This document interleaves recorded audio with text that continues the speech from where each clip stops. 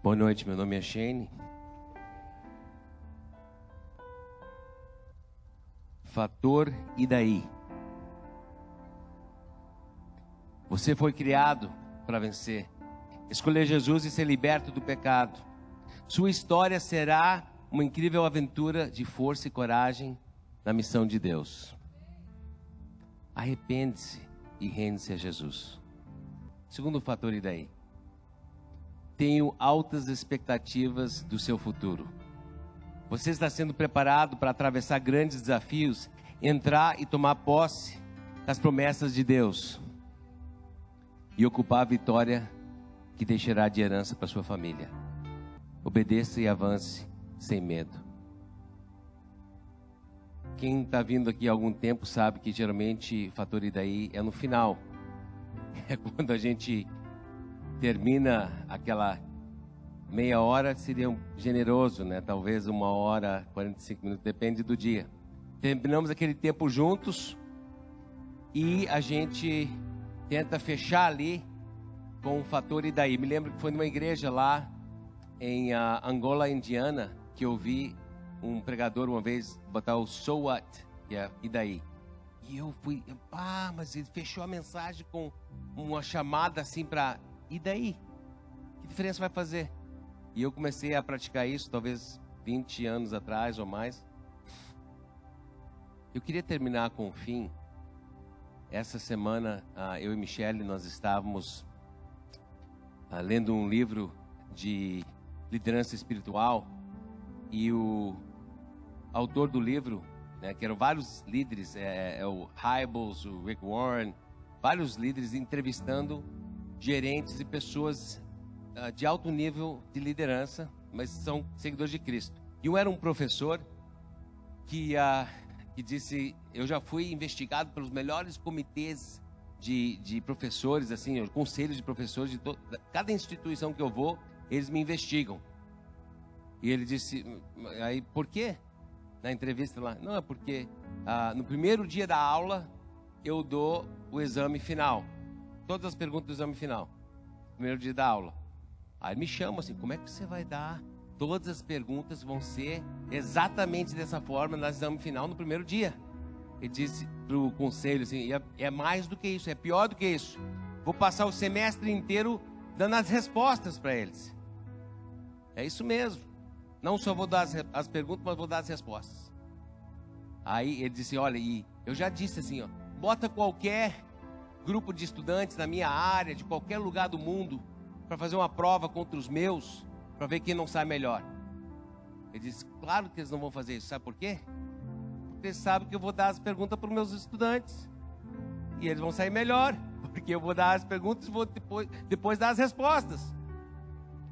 Incrível, né? Eu fiquei pensando, eu queria estar ensinando um curso para dar a prova final no início, mas eu não tinha um curso para ensinar, então tinha uma pregação para fazer.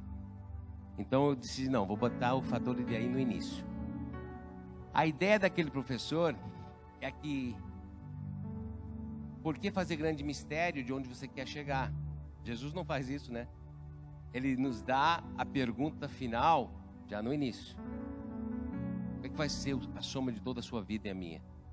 Nós vamos chegar diante de Deus um dia e ter que responder o que nós fizemos sobre a pessoa de Jesus Cristo. Você creu?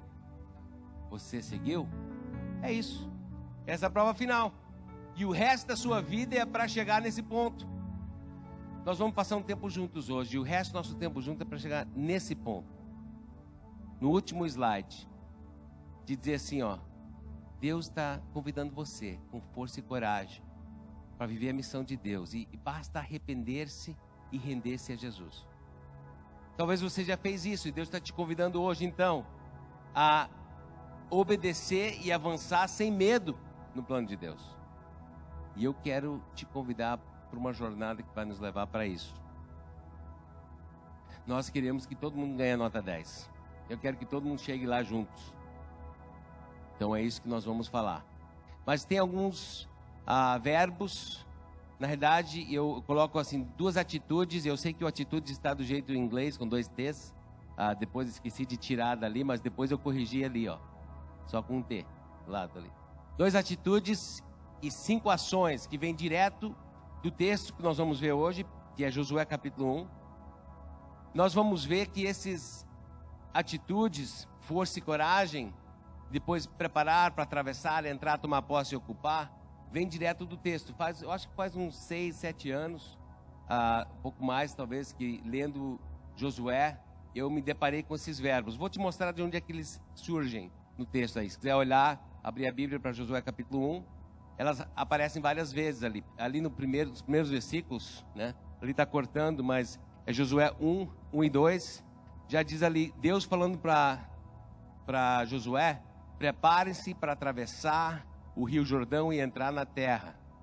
Depois, no versículo 6 e 7, ele está falando, Deus também falando para Josué, diz assim, seja forte e corajoso. Em seguida, né, você conduzirá esse povo para herdar a terra que prometi sob juramento aos seus antepassados. Interessante quando a Bíblia fala sobre herdar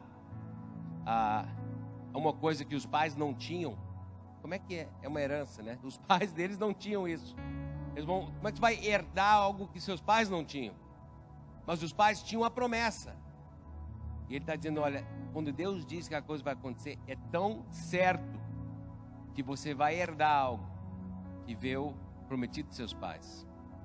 Quando eu penso em herança, eu também penso naquilo que vou deixar para os meus filhos. E a gente pode pensar em vários tipos de herança. Meu pai era estourado. Meu pai, ele era mulherengo. Meu pai não era.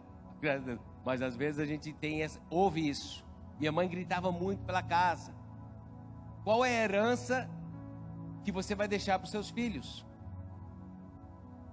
Então, quando eu penso em herança, eu penso que esse texto está dizendo, olha, Deus quer que nós conquistamos a terra prometida que Ele tem para nós, porque aquilo ali vai ficar para herança para os nossos filhos, as gerações que vêm. E para isso a gente precisa de força e coragem.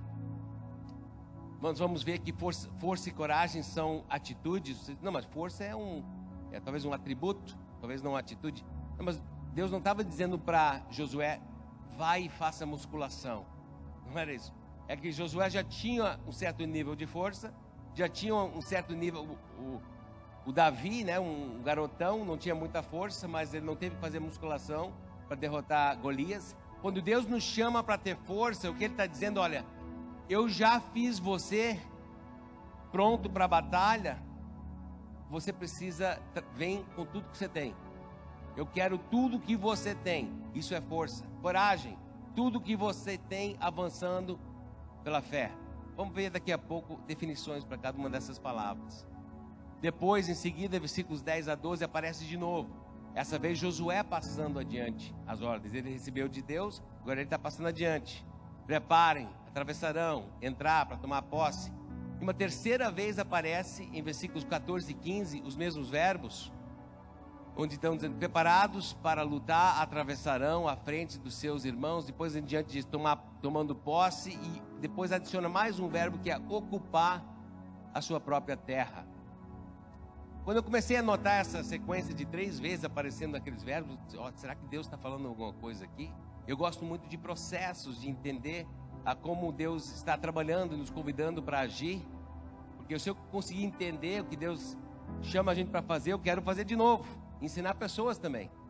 Quando eu vi, alguns anos atrás, essa questão de como tomar posse de uma terra prometida. E a ordem que aparece esses verbos me impactou bastante. E eu queria passar isso para você hoje. Primeiro vamos botar definições. Força, determinado, resoluto, inabalável, engajando tudo que você tem no cumprimento de uma tarefa. Quando Deus nos chama para ser fortes, Ele quer dizer isso. Uma pessoa que não vai desviar para a direita nem para a esquerda. Ele é uma pessoa resolvido, resoluto. Eu estou indo para lá com tudo que eu tenho para o tempo que me resta. Coragem, destemido, audacioso. Eu estou falando de vocês. Destemidos, audaciosos, avançando contra desafios, enxergando vitórias que só com fé se consegue visualizar. Deus nos chama para, Ele diz, não te ordenei ser forte e corajoso, Deus ordena a gente ter essas atitudes aqui. E eu creio que você foi trazido aqui para hoje à noite, para ser lembrado que você tem essas atitudes. Deus quer que você manifeste essas atitudes de força e coragem na sua vida. Agora, as ações de quem vai invadir uma terra prometida. Depois vamos falar sobre qual é a nossa terra prometida. Ninguém precisa comprar passagem para Israel hoje. Deus tem uma terra prometida para você, para mim. Preparar. Isso quer dizer afiar o machado. Passar pelo fogo. Ser moldado para uma grande obra. Perseverar na tribulação, para ser mais forte e mais sábio. O processo de preparação, de entender que Deus está te preparando, mesmo quando as coisas, talvez se você traz um pedido de oração, tudo está acontecendo comigo, talvez é Deus agindo em seu favor. Quando você acha que as coisas estão acontecendo contigo, mas Deus está agindo em seu favor. Ele está te preparando para algo que você ainda vai viver no futuro. Uma grande bênção que tu ainda vai ser para outras pessoas. Esse é o verbo de preparar. E ninguém chega numa grande vitória de terra prometida sem preparo. Todo mundo passa pelo preparo. Depois vem o atravessar. Imagina, você pode usar esses mesmos verbos para abrir uma nova empresa, para você começar um grande empreendimento. Você sempre vai ter que preparar. Isso, você vai só começar esse desafio se você tiver força e coragem. E depois você vai preparar, você vai ter que atravessar, colocar pé na água, tomar a primeira iniciativa. E lembrando da história de Josué 1, lembra que Deus tinha prometido a terra prometida lá, aquela região, para Abraão 700 anos antes. E Deus disse para Abraão, olha, é linda essa história. Na realidade, Abraão está lá com Ló, não sei se tu te lembra, Abraão e Ló aqui. Abraão diz assim, bem humilde, Ló, olha para todo que é lado aí e procura o que você quer. Aí o Ló, ele olha, ele procura e olha do lado de Sodoma e Gomorra. Ele diz, não, eu quero aquele lugar que é melhor. Aí diz o texto, muito precioso esse texto. Ló vai embora e chega o Senhor. Aí o Senhor diz, olha, Abraão, tudo é seu. Não interessa o que Ló escolheu, tudo é seu e dos seus descendentes. E ele começa a falar, e eu escrevi no meu diário de fé esse ano, eu quero ficar para a segunda reunião. Às vezes eu estou sempre na primeira, onde a gente vai decidindo as coisas, tá? Tu fica com isso, tu fica com isso. Depois Deus aparece e diz, olha, nada disso vai ser, cara. Abraão, tudo é seu. Eu quero estar naquela segunda reunião, onde Deus determina qual vai ser a terra prometida. Um convite para você hoje. Talvez você está invadindo terra prometida desenhada por você, e é muito pequeno a visão. Hoje à noite você vai ser convidado a colocar essa pequena visão aos pés da cruz de Cristo e aceitar uma grande visão que é dele. Porque nós temos grandes expectativas sobre a sua vida aqui. Nós acreditamos que Deus quer fazer grande coisa contigo. Atravessar quer dizer iniciar o caminho do sonho, sair do papel, mãos à obra.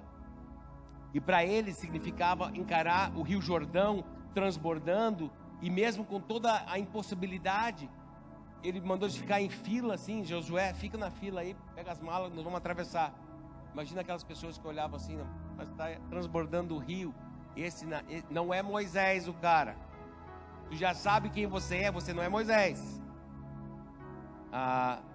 Mas ele disse, deixa, quando o sacerdote tocar o pé na água, o negócio vai ser milagroso. E atravessar significa tomar aqueles primeiros passos. Entrar, essa ação quer dizer engajar o inimigo, se comprometer com a causa, dar a cara a bater, abrir frentes em todos os aspectos do empreendimento. Se a gente estivesse falando sobre abrindo uma loja de picolé, ali você já teria a produção do picolé, alguém distribuindo o picolé, uma loja que abre assim 9 horas da manhã para vender o picolé. Todos os aspectos do empreendimento, você está entrando nelas. E para eles entrar na terra prometida, de lutar contra Jericó, de estabelecer novas frentes, aprender onde eles iam morar daqui para frente, eles iam entrar em todo aquele empreendimento de tomar posse de uma terra prometida. A gente prepara para atravessar, para entrar, para tomar posse, levar o planejamento até o fim, conquistar aquilo que foi proposto, chegar no objetivo almejado. Isso é tomar posse. Talvez você já teve um grande planejamento, faculdade, você foi lá, se preparou, você atravessou, foi lá, se inscreveu, você entrou, apareceu na aula, apareceu muitas vezes na aula, entrou bastante, tomou posse daquilo e depois você recebeu diploma. Tomou posse de um grande objetivo, 4 anos de faculdade. Aí vem depois o ocupar. O que você vai fazer com aquele diploma? Agora você vai ter que não só tomar posse, mas usar aquilo para algo para o resto da sua vida. E ocupar a terra prometida era não só tomar posse, mas você fazer aquelas terras, agora que tinham passado para Israel, ser férteis, ser fazendas, ali plantar e colher e criar uma herança para a 2ª, 3ª geração. Ocupar quer dizer criar estruturas de sustentabilidade, virar a vitória em uma herança, preparar os próximos líderes para viverem com força e coragem, para que eles venham a o quê? Preparar-se para atravessar, entrar numa posse e ocupar que Deus tem para eles. Isso quer dizer ocupar. Agora, quando você estuda o livro de Josué e de Juízes que vem depois, a triste história é que mesmo com todas as promessas, teve tribos que nunca tomaram posse. Eles prepararam, eles atravessaram, entraram, lutaram, sim, nunca tomaram posse, muito menos ocuparem a promessa que Deus tinha para eles. E a herança ficou para trás. Eu quero te dizer que quando eu te desafio hoje a tomar posse e ocupar tudo que Deus tem para você, você está fazendo uma decisão para aqueles que ainda não nasceram, talvez seus filhos que estão do teu lado. Você está preparando a herança deles. Então, voltando ao início do texto. Início do texto, começando lá, Josué capítulo 1 e 2, diz assim, ó: depois da morte de Moisés, servo do Senhor, disse o Senhor a Josué, filho de Nun, auxiliar de Moisés. Eu gosto do jeito que começa o texto. Depois da morte de Moisés, já resumindo, um cara, enorme líder de Deus, se foi. Agora o que vai acontecer? Ele morreu sem eles entrar na terra prometida. Agora ficou para o auxiliar dele. Não é ele. Aí Deus vem falar com o auxiliar. É importante a gente entender que quando você vai fazer alguma coisa para Deus, qualquer coisa, há um processo. Esse processo ela começa com primeiro o pouco. Essa equação aqui, eu aprendi com um coronel aposentado. Ele veio pregar na nossa igreja lá nos Estados Unidos. E ele disse como ele desenvolve liderança nos fuzileiros. Ele disse assim, ó: primeiro você confia, ele usando versículos da Bíblia, princípios bem claros, né? Primeiro você dá pouco, que não é deles, que é de outra pessoa. Depois você vai dar muito, depois o que é seu. Primeiro o pouco, que é do outro, depois o muito, que é o seu. Muitas vezes a gente quer, e a geração talvez vê os pais com um carro desse tipo, pais já com esse tipo de celular, já querem ter o que os pais têm agora, que os pais com 45 anos foram ter, né? Eu sei que eu tenho assim, eu vejo meus pais que estão aposentados e eles têm condições de ter várias coisas. Às vezes eu quero ter o que eles têm e sem esperar mais 25 anos, né? Mais 20 anos para chegar lá. Só que o processo da vida, onde a gente primeiro precisa ser fiel naquilo que é pouco, que pertence a outra pessoa, e depois Deus vai nos confiar muito, que seja nosso. Aqui no desenvolvimento de liderança, aqui na Monte Serra, a gente crê nisso. Por isso que existe o líder em treinamento, que lá na célula ele vai um dia ser confiado, ele começa a vir no Tadel e ser treinado para como na visão da liderança, e daqui a pouco ele vai liderar ali um momento do estudo. Depois o líder da célula vai chegar: como é que foi? E aí? Como é que você se sentiu? Isso aqui foi bom, acho que falou demais, sei lá. Mas toda aquela avaliação, porque primeiro, antes de você ser dado algo que é seu, você precisa ser fiel com algo que é de outro. Então, quando a gente pensa assim no processo das atitudes, das ações, é importante entender que chegou a nossa vez. Se a gente não entender isso, o resto vai ser blá, blá, blá, blá, blá, blá, blá, blá, blá. Não, chegou a sua vez. Você está aqui hoje porque chegou a sua vez. É a sua vez de entrar na terra prometida. É a sua vez de ter força e coragem e não esperar a força e coragem dos outros líderes. É a sua vez de entrar num processo, de preparar, de atravessar, de entrar e tomar posse e ocupar algo que só você pode. Tem a ver com a sua história, sua vez. Quando ele diz seja forte e corajoso, porque você conduzirá essa povo a herdar a terra, tem que entender que você está preparando o futuro daqueles que Deus te confiou e ainda vai te confiar. Me lembro do meu irmão, alguns anos atrás, ele é capelão e ele disse, a gente se encontrava de vez em quando, ele lia muito sobre finanças, e ele era meu consultor financeiro, né? Pelo menos ele forçava as opiniões dele e eu escutava. E o Thomas uma vez ele disse, Shane, você tem que ter, e tem um termo para isso, eu não sei, você tem que ter uma mentalidade de transformação de gerações no teu investimento. Explica. Em vez de tentar pensar o que vai dar resultado nos próximos 20 anos, que você vai aproveitar isso, pensa no que vai dar resultado para os seus netos. Tem que investir assim, ó. Então, tipo, comprar no McDonald's, ações do McDonald's. Para ti não vai dar muito resultado.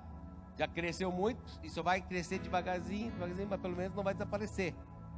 Então, você comprando ações do McDonald's agora, daqui a 40 anos vai fazer uma grande diferença. Você tem que pensar na próxima geração desse jeito. Não sei, Guinter, se é isso mesmo, mas meu irmão estava me dizendo, para mim eu não tinha dinheiro para fazer isso. Eu disse, não, mas eu quero achar uma coisa que vai dar certo na minha vida também, né? Não sei se você pensa assim. Infelizmente eu não investi nem os 40 anos, nem para os 20. Agora eu tenho que falar com o Guinter para investir agora. Mas hoje à noite, se você disser assim, Deus, eu quero entrar no processo de tomar posse da terra prometida que você tem para mim, você vai estar investindo tanto na sua vida agora, quanto nos seus filhos e naqueles que vão herdar algo deles também. Esses mesmos verbos nós usamos para vários empreendimentos, inclusive plantar igrejas. Nosso planejamento de plantação de igreja é só para você. Por que eu quero te falar isso? Eu acredito que cada um de nós não só vai começar grandes empreendimentos, mas cada um de nós aqui foi chamado para fazer parte de plantar uma igreja. Você faz parte de uma igreja que está se plantando, está avançando aqui em Porto Alegre. E nós sonhamos que qualquer membro aqui da Monte Serra que faça parte, está falando com o Tércio sobre isso no telefone essa semana, qualquer membro da Monte Serra que é treinado para ajudar a multiplicar uma célula aqui, deveria poder ser levado por Deus a qualquer lugar no mundo e plantar um movimento de plantação de igreja. Deveria poder acontecer com você. Não precisa ir fazer 4 anos de missiologia. Não, se você fazer parte de uma célula e ali tem DNA de discipulado e multiplicação, você pode ser levado por Deus para qualquer lugar no mundo e você ser parte de algo espontâneo, algo que vem de Deus, que vai espalhar o reino de Deus naquela região, exponencialmente. Então, quando a gente pensa em plantar igrejas, os verbos são parecidos aqui, ó. Em vez de preparar eu mesmo, atravessar, quer dizer, conectar o amor de Deus com aquela comunidade. Reunir é entrar no negócio de amar pessoas. O que é isso? São relacionamentos da igreja. Discipulado, célula, celebração. Todo plantador de igreja tem que iniciar esses relacionamentos. E treinar nova liderança tem a ver com tomar posse. O que é o maior posse do reino de Deus? São pessoas. Nós temos que treinar essas pessoas para multiplicar discípulos. E o que quer dizer ocupar a terra quando a gente fala sobre plantar uma igreja? O que está acontecendo com a Monte Serra? A igreja estabelecendo raízes, agora há 80 anos, que vai continuar crescendo para baixo e para fora, e sendo firme aqui e se expandindo para lá. Isso quer dizer plantar uma igreja saudável.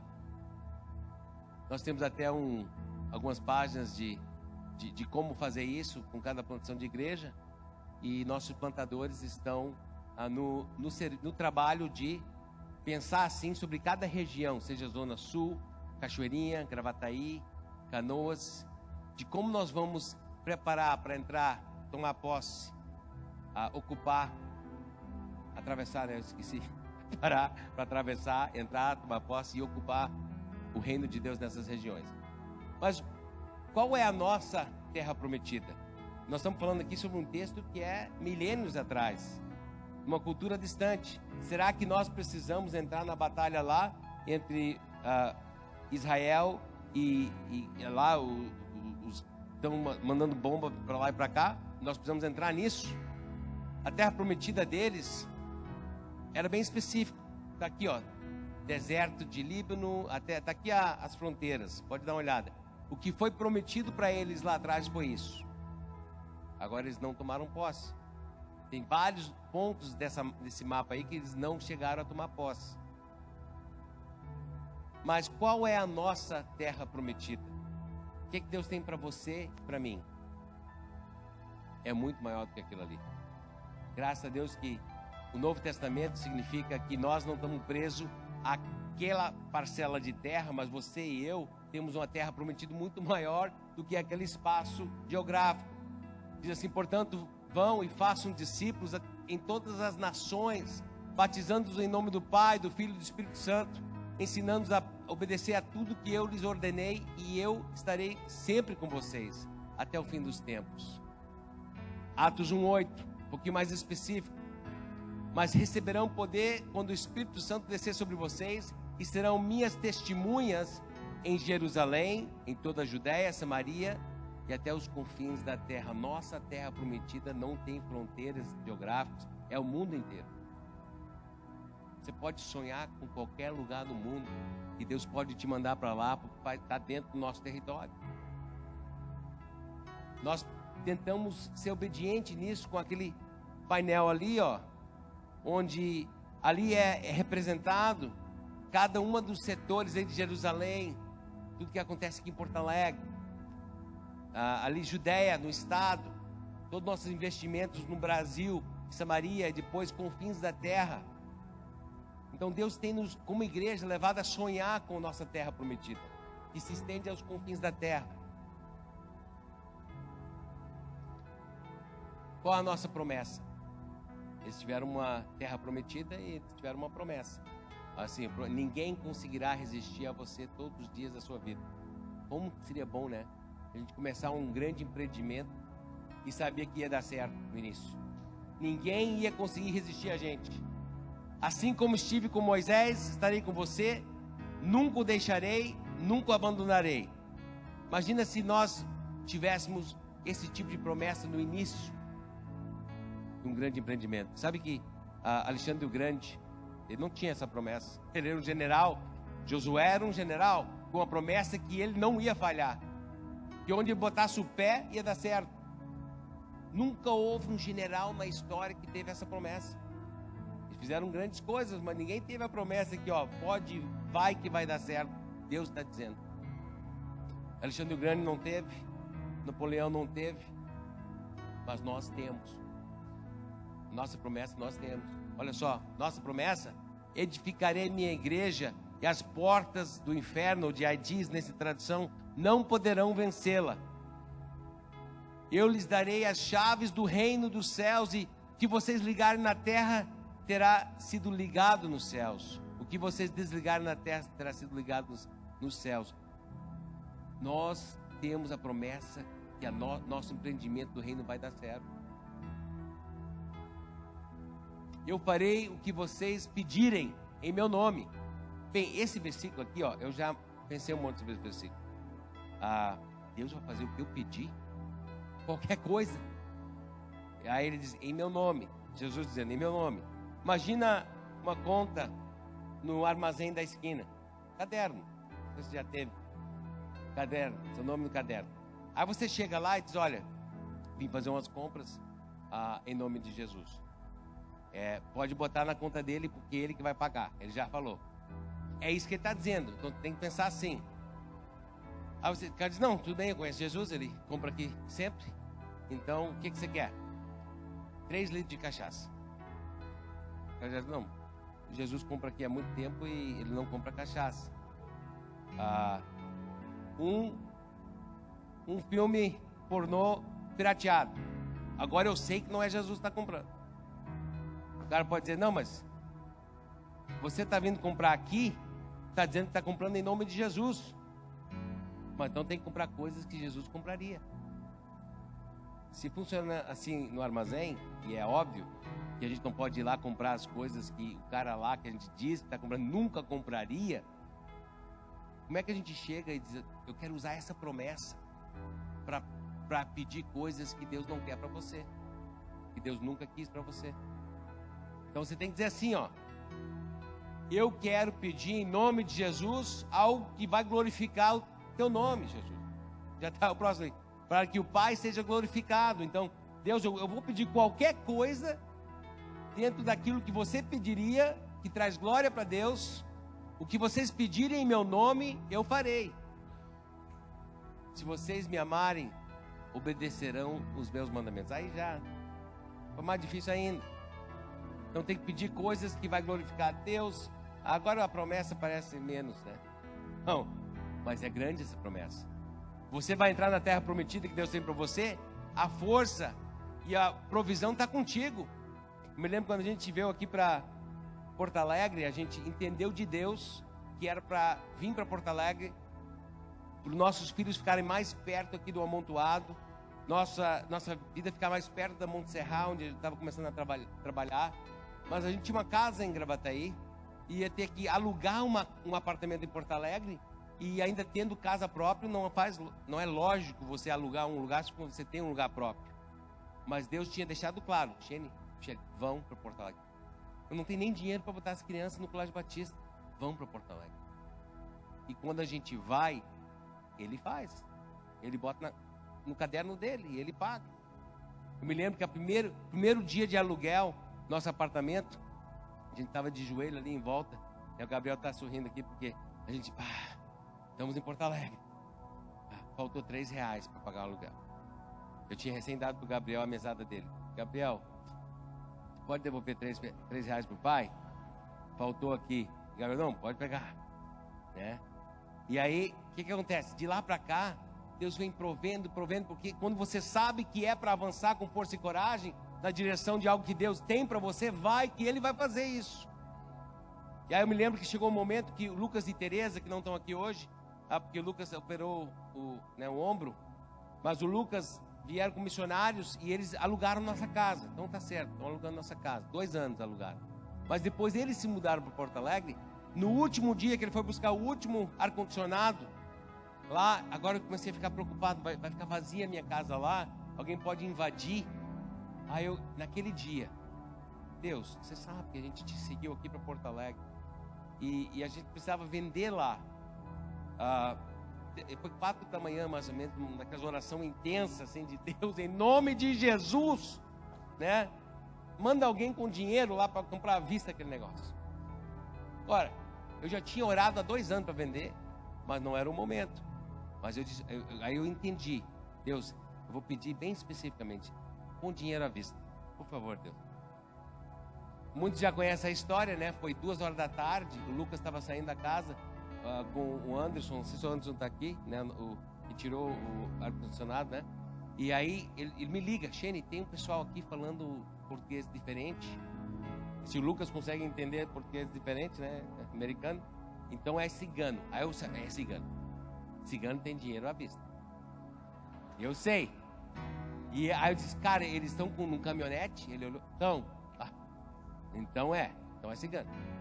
Aí eu disse, passa o telefone para eles. Sabe que não deu 5 minutos de conversa. Nós quer comprar teu casa à vista. Temos saco de dinheiro. Deus. Naquele dia fui lá e apertei a mão do Abraão e a Sara. Compraram nossa casa lá, né? Compraram à vista. 2 dias depois, dinheiro com cheiro de mofo, né? Porque estava enterrado aquele dinheiro. E fui pagando as coisas à vista. Fui pagando tudo à vista. Sabe?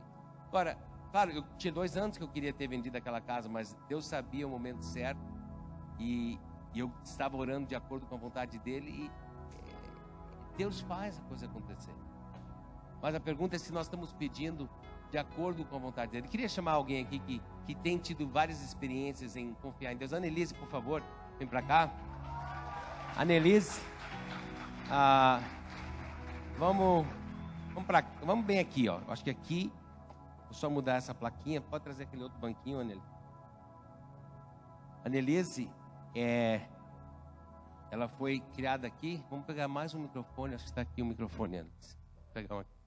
Annelise é daqui da igreja, está sendo enviada como missionária para Camboja. Ela vai ir lá, né? Deus está levando ela para lá, mas vamos falar um pouco sobre a história da Annelise. Annelise, Deus tem te preparado, tem atravessado alguns lugares e entrado e tomado posse. E Deus está te levando, Annelise, para um novo momento. Esse é o ano onde nós estamos fazendo assim, todo o preparo para te enviar definitivamente para morar em outro lugar, representar a nossa igreja lá. Fala um pouquinho vamos falar sobre as 3 viagens principais e depois como Deus te levou para esse momento. Pode ser? Pode ser. Tá bom. Então, contando um pouquinho, eu já fiz algumas viagens missionárias. E essa que eu estou mostrando aí é a mais recente, foi no ano passado, junto com uma organização que chama Projeto América em espanhol.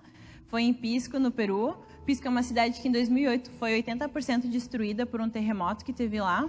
Essa organização foi em 2008 para lá e ano passado retornou para lá para continuar dando apoio, porque a cidade continua ainda com muitos entulhos, muita pobreza. Daí eles construíram alguns módulos de casas de madeira, fizeram atendimento médico, levaram doações de roupas. Foi um tempo muito especial. E foi bem interessante porque a maior parte da equipe falava espanhol.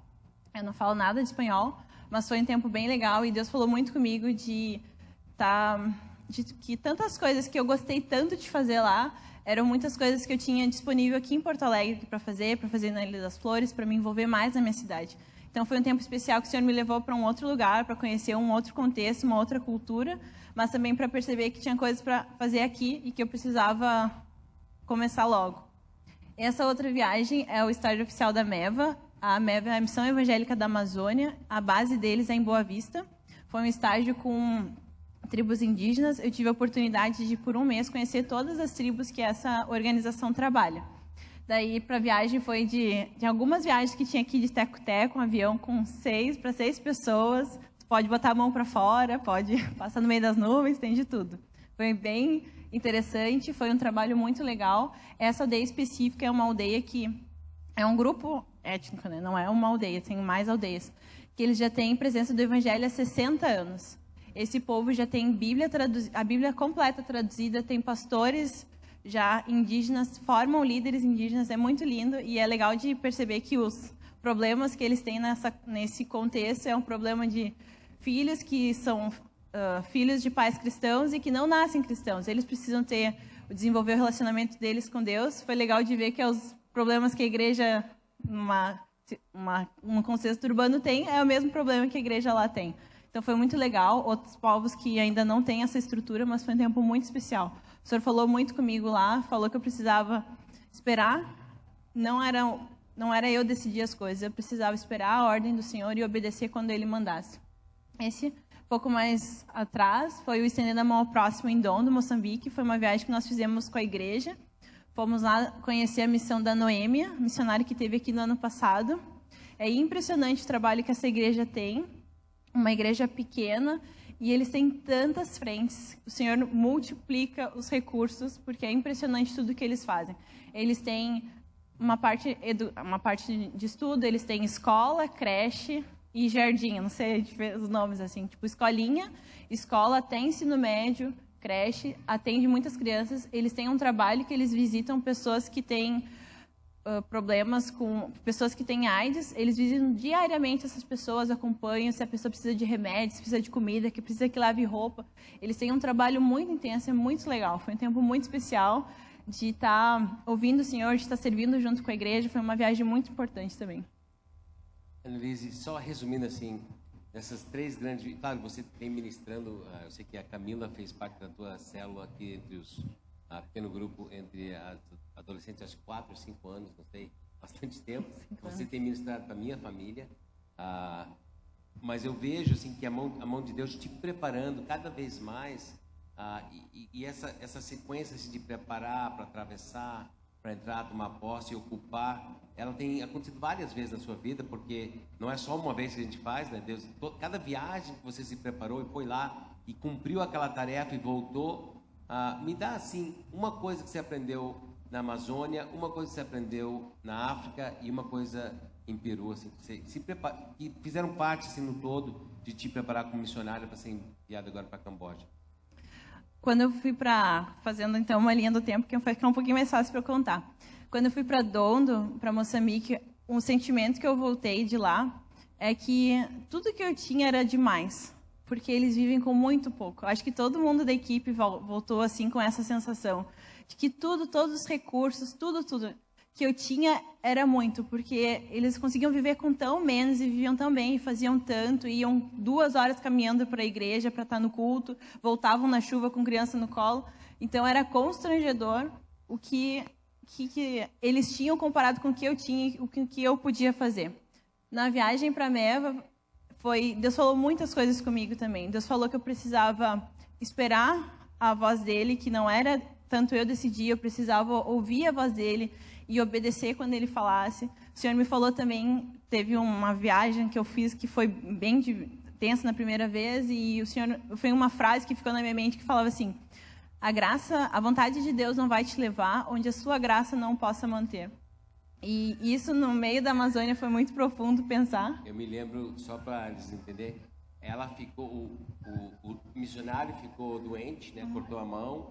Uma outra, saiu um avião cheio de gente, e ela foi a única menina, ficou no tribo lá, sozinha para não sei, uma semana, e os outros 3 rapazes ficaram em outra parte, não tinham contato com ela. Então imagina você como adolescente não, você uma jovem assim, que chega no meio da Amazônia, como missionário, ele tem que ir embora de avião porque ficou doente. Você fica lá no tribo. Sem falar a língua. Então o que quer dizer? Força e coragem, meus irmãos. Força e coragem. A Annelise não teve que fazer musculação para passar por aquilo ali. É só ter força e coragem, porque Deus está agindo, está te preparando. E estava te preparando para agora esse momento. Fala um pouco do momento agora. Chegou nos 3 ou não? Chegou no 3º? No Peru, acho que eu tinha falado antes, que o Senhor falou comigo que eu não precisava esperar mais. Eu tinha que começar hoje, começar agora em Porto Alegre. E foi um pouco antes de começar todo esse contexto de Camboja e tudo mais. O Senhor está mostrando que agora é a hora de mover para lá, é a hora de viver uma nova aventura. E nós estamos preparando, vai orando, estamos preparando o 2º semestre, uma viagem missionária para enviar um pequeno grupo de pessoas para lá, incluindo a Annelise, onde nós vamos espiar a terra lá, onde ela vai ficar, e também ver tudo que Deus fez com o nosso investimento lá naquela escola. Então vai orando, porque com certeza vamos precisar orar, e levantar recurso e sonhar junto. Muitas coisas vão ter que acontecer ainda para o final do ano a gente mandar você nesse momento. E aí estamos pensando em janeiro, um momento definitivo de fazer aquela festa de envio, uma missionária nossa aqui. Como é que você poderia fechar esse momento aqui dizendo para todo mundo que está olhando para cá, o que cada um de nós precisa fazer para se colocar à disposição para experimentar a aventura que Deus está fazendo na sua vida? Eu acho que, falando bem, resumidamente, simplesmente faça. Comece. Acho que a gente fica sempre esperando, eu me sinto assim, muitas vezes esperando o momento certo, quando determinadas situações acontecerem, e fico postergando o que o Senhor já falou, que o Senhor já é bem claro em certas questões, e precisa fazer, precisa começar logo, não é na segunda, não é depois, é hoje. Preciso começar hoje que o Senhor mandou. Obrigado. Vamos agradecer a Deus pela vida da Annelise aí. Eu queria dizer que é mais importante do que você e eu imaginamos que a gente se coloca no caminho de tomar posse, de ocupar. É mais importante do que só ter uma grande vitória. Deixa eu te mostrar por quê. Pois Deus não deu o espírito de covardia, mas de poder, de amor e de equilíbrio. Em outras palavras, se você tem o Espírito de Deus, você não tem o espírito de covardia. Vamos virar o negócio? Você tem covardia, você não tem o quê? O Espírito de Deus. Pensa só, Deus não nos deu o espírito de covardia. Em outras palavras, aqueles que dizem ter o Espírito de Deus não vão ser o quê? Covardes, vão ser audaciosos, olha só. Mas de poder, de amor e de equilíbrio. Quem pertence a Deus, tem o Espírito de Deus na sua vida, você tem isso, já tem isso lá dentro. Quem não tem isso, precisa avaliar a sua vida, ver se tu tem o Espírito de Deus na tua vida. Talvez você tenha religião. E continuando ali no texto, diz, portanto, não se envergonhe. Portanto, em outras palavras, já que nós não temos o espírito de covardia, a resposta é evangelho, é ir proclamar, é ser uma pessoa ativa, tomando posse do reino de Deus na sua área de influência. Talvez vai ter que ser prisioneiro, como diz ali, ó. Não tenha vergonha nem de mim, diz Paulo, que sou prisioneiro dele, mas suporte comigo os sofrimentos pelo evangelho, segundo o poder de Deus. Nós queremos muitas vezes o poder de invadir uma terra prometida sem sofrimento nenhum. Mas não, Deus nos deu o espírito de poder e não de covardia. Um pouquinho mais punk, um pouquinho mais profundo. Apocalipse, final da Bíblia, capítulo 21. Ali está cortando, mas é 21, 5 a 6, olha só. Aquele que estava sentado no trono disse: estou fazendo novas todas as coisas. Deus, o planejamento dele foi até o ocupar. Ele fez todo o plano. Chegou, terra 1.0, terminou, ele vai destruir tudo, começar com terra 2.0. É o plano da Bíblia sendo realizado. Ele chegou ao fim de todas as coisas. Ele diz, olha, escrevo isso para essas palavras, pois essas palavras são verdadeiras e dignas de confiança. O que ele vai dizer agora é importante. Disse-me ainda, está feito. Eu sou o alfa e a ômega, princípio e fim. Quem tiver sede, darei de beber gratuitamente da fonte da água de vida. Tu e eu queremos isso. Você quer chegar no final da tua vida, você vai querer isso, meus amigos. Essa vai ser a grande chegada final. Você poder chegar adiante e receber gratuitamente, não por boas obras, mas porque você fez parte do reino de Deus avançando na terra, e você agora vai beber eternamente da água da vida. Mas, versículos 7 e 8 vem depois dos 5 e 6. E diz o seguinte: o vencedor herdará tudo isso, e eu serei seu Deus, e ele será meu filho. Mas os covardes e os incrédulos, ele vai falar sobre palavras agora, e no final ali vai falar sobre lago de fogo que arde com enxofre, fogo que arde com enxofre, que é a segunda morte. E naturalmente nós vamos ser tentados a focar assim, olha só, depravados, assassinos, cometem imoralidade sexual, os que praticam feitiçaria, idólatras e todos os mentirosos. O lugar deles será no lago de fogo que arde com enxofre, essa é a segunda morte. Mas eu queria só trazer tua atenção para os primeiros dois. Todos os covardes e incrédulos. Talvez você tenha dificuldade em crer, porque tem medo do preço que vai pagar, se a sua família descobrir que você crê em Jesus. Ou talvez você tem medo do que vai acontecer se Deus tomar posse da sua vida e Ele mudar a sua terra prometida para algo que Ele tem. Se você tiver que começar a orar para o caderninho de Jesus, o que Ele quer. Não sei qual é a tua barreira, mas eu queria dizer assim, ó, todos os covardes, incrédulos, o lugar deles está definido na palavra de Deus também. Deus não chamou seu povo para ser isso. Ele nos deu o espírito de ousadia, e eu queria que você pudesse dizer assim, ó: Jesus, me dê força e coragem para confiar nas suas promessas e me preparar para atravessar, entrar, tomar posse e ocupar a minha parcela da missão de Deus. Lê comigo, vamos ler junto. Jesus, me dê força e coragem para confiar nas suas promessas, me preparar para atravessar, entrar, tomar posse e ocupar minha parcela da missão de Deus. Você crê nisso? Eu creio. Sabe por quê? Porque você foi criado para vencer. Escolher Jesus e ser liberto do pecado. Sua história será uma incrível aventura de força e coragem na missão de Deus. Basta arrepender-se e render-se a Jesus. Nós começamos aqui, estamos aqui de novo. Sabe por quê? Porque eu creio que Deus te trouxe aqui para viver isso hoje. Eu creio tanto que eu tenho altas expectativas para o seu futuro. Me lembro quando eu ouvi isso. Eu era adolescente, recém saindo da maconha, morando nos Estados Unidos, com planos de uma terra prometida chamada Festa. Festa na faculdade Universidade de Minnesota. Essa era a minha University of Minnesota Festa, que é uma das universidades públicas mais conhecidas por festa. Eu estava ali, naquela cidade, Minneapolis, me formando no segundo grau. É lá que eu vou. Eu tinha, por causa que eu estava morando com uma família muito careta, eu não pude fazer certas coisas naquele último ano, né? Não tinha fumado nada, né? Mas eu estava sabendo, eu vou receber diploma e aí eu vou entrar, tomar posse de toda a festa que eu quero.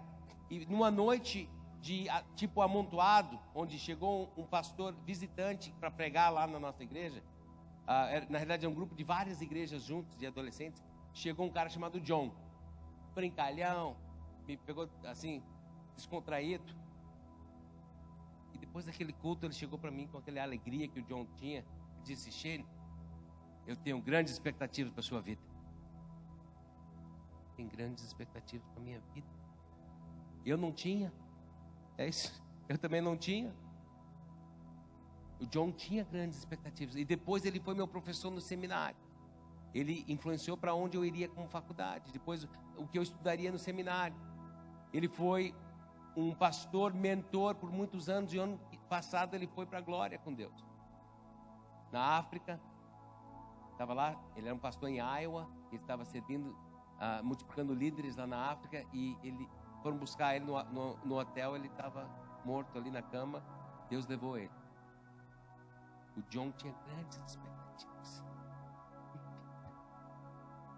Isso mudou a maneira que eu olhei para minhas próprias expectativas. E Deus usou a vida dele durante tantos anos. Eu queria dizer para você, eu não sei o que a minha opinião vale para ti, mas eu queria olhar nos teus olhos e dizer: nós aqui na Monte Serra temos grandes expectativas para a sua vida. Nós cremos que Deus quer fazer grande coisa contigo. Você está sendo preparado para atravessar grandes desafios, entrar e tomar posse das promessas de Deus e ocupar a vitória que deixará de herança para a próxima geração. Eu creio isso. Não deixe uma herança medíocre. Meu pai acreditava mais ou menos. Meu pai ia na igreja de vez em quando. Minha mãe, ela nunca foi uma discípula de Jesus, mas eu acho que ela acreditava. Não deixe a herança medíocre espiritual para a tua família. Nós vamos ir daí para ter agora. E daí, o que Deus está falando para nós? E agora quer dizer, o que eu vou fazer sobre isso? Ali naquela mesma história, um pouquinho mais adiante, Josué prepara eles para atravessar. Aí ele dá essa palavra aqui, ó. Josué ordenou o povo: santifiquem-se, pois amanhã o Senhor fará maravilhas entre vocês. Se nós nos santificarmos diante dele, amanhã ele vai fazer maravilhas entre nós. Então eu tenho um convite. Nos próximos 7 dias vou tomar aquela decisão de obediência que eu tenho evitado.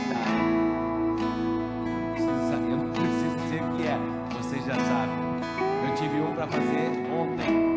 Essa semana, 2 semanas eu tinha que fazer. Eu tive um discipulado com o Maidana sabe, ele estava aqui há pouco. E eu fui resolver aquilo que tinha que ser resolvido. E Deus estava cutucando aqui, Shane, vai. Fui lá resolver. Você sabe que você tem que resolver. Então, quem está comigo diz: olha, daquilo que você já sabe, que o Espírito Santo está te incomodando faz tempo. O próximos 7 dias, tomar um passo para atravessar uma posse daquela região, em nome de Jesus. Você vai... Tem alguma decisão para fazer nos próximos 7 dias? Quem tem uma decisão aí? O Espírito Santo já te falou, mas está demorando para decidir.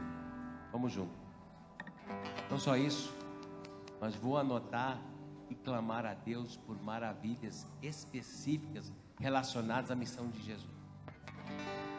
Que nos próximos 7 dias, vamos botar assim, ó. Mas eu queria, eu sonho que Deus fizesse isso. Eu estava aqui orando sobre Deus dando recursos para enviar missionários, como a Annelise, receber outros missionários aqui, pessoas, a gente vai, Deus, manda os recursos para a gente mandar missionário para tudo que é lugar no mundo, Deus. E eu vou para casa essa semana, vou estar orando com muita fé. Você vai orar sobre o quê? Que maravilha que você vai pedir a Deus para o avanço do reino dele. Depois, faça parte. Deus te abençoe. Como é que é? Boa noite. Acho que aí boa noite. Estou tentando. Glória a Deus. Boa noite, pessoal. Deus te abençoe.